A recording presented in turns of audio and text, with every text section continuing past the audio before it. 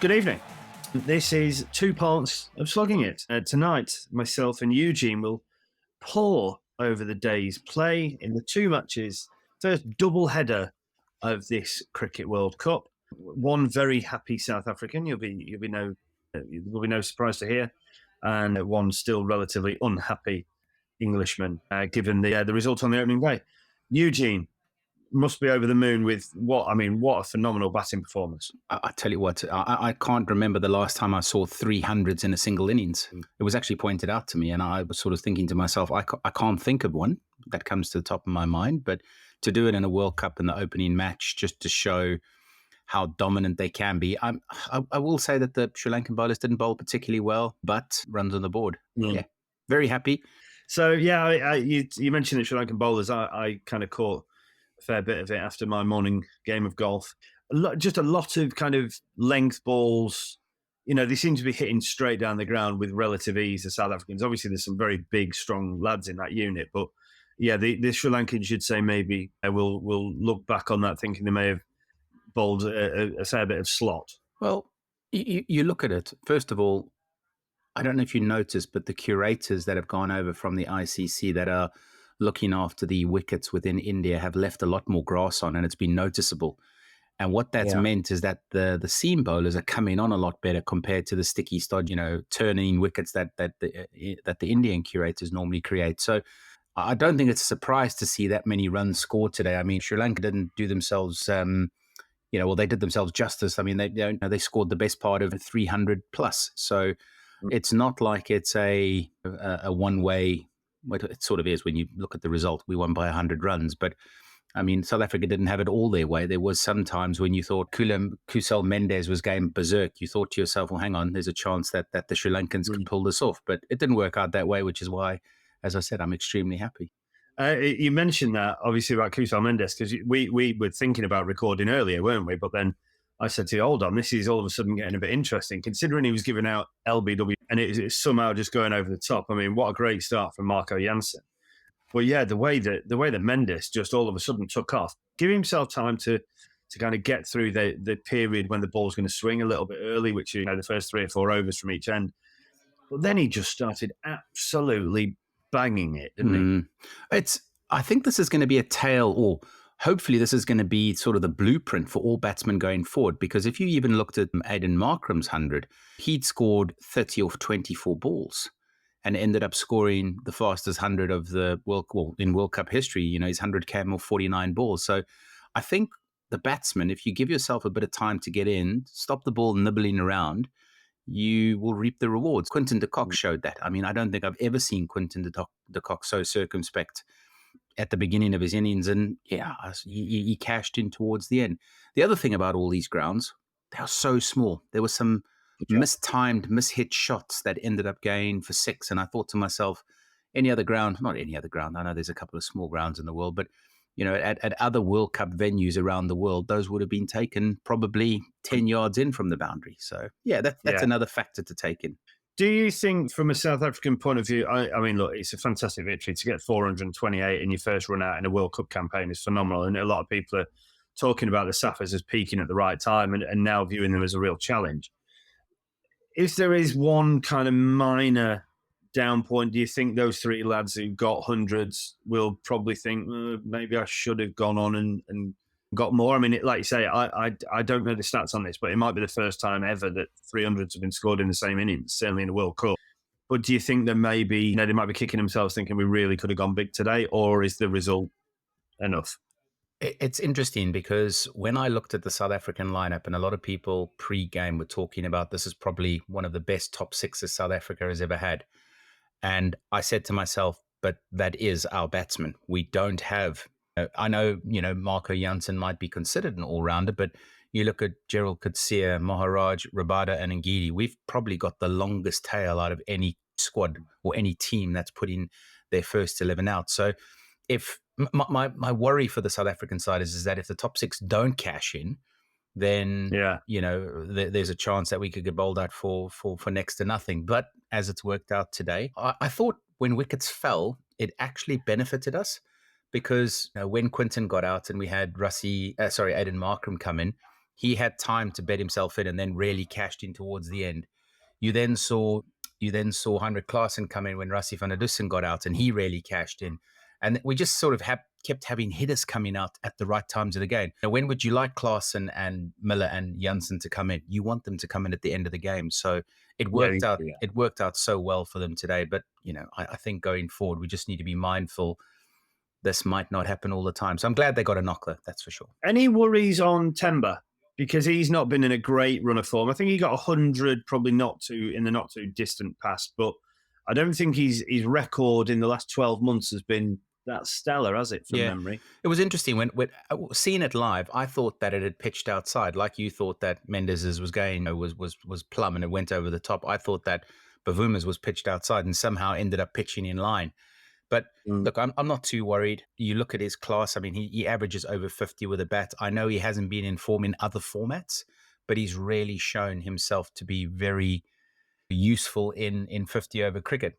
It was interesting. Something that was brought to my attention, which I wasn't aware of prior to it, is he is the only player in our side that has not played IPL, or in our batters that has not played in the IPL. You look at Quinton de Kock and Randy van der Dussen and Markram and Klaassen and Miller and Janssen. They're all IPL players, so they're used to these wickets and how they play. Where Bavuma's the one that's not. So it'll, time will tell. We'll see, but let's give him some time. Well, look, fantastic result for South Africa. An amazing way to set off in the tournament.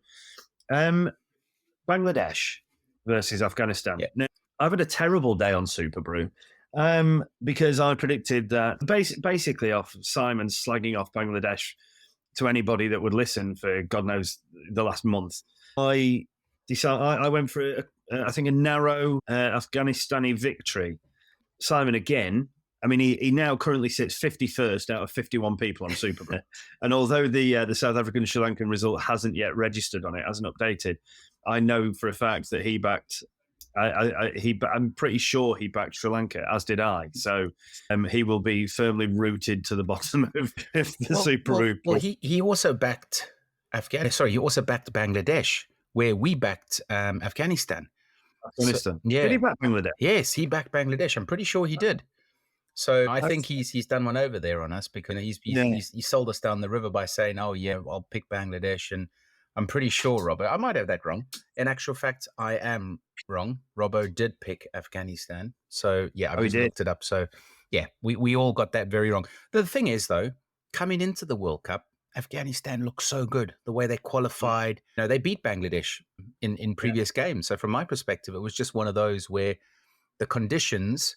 I mean, you look at the scorecard of the Afghan batting side. You'll notice, there's not really many big scores in there. They didn't really give themselves that much time, with the exception of Gurbaz, who gave himself some time and sat in for 62 balls. But it was one of those where it looked like the Bangladesh bowling, just everything clicked. The wickets were shared all around. It wasn't like somebody, rolled through them. So it must have been a fantastic captaincy performance from the Bangladesh captain.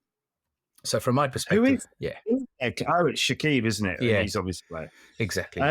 Interestingly, Rashid Khan, none for 48 from 9, and he is their real trump card, isn't he, with the ball? I mean, genuine all-rounder, can whack it at the back end as well. But I know we've talked about this a lot, and I'm pretty sure we'll continue to throughout these recordings and throughout the World Cup. But I think it's now becoming more and more evident as we go into this day by day that the toss is crucial, isn't it? We had this conversation last night, or Robbo and I had this conversation last night, and I think South Africa's sort of bucked the trend again, because they batted first, Sri Lanka batted second, and they were able to defend it. And yeah, I mean, looking at Afghanistan and 430 is to chase 430s. I mean, you've got to go at over 8 right from ball 1. I mean, it's incredibly hard mentally, that is. And I'm sort of backing up your statement there, because how often would you see a side batting second chasing 400 score, 330 or 350, wherever they got to in the end?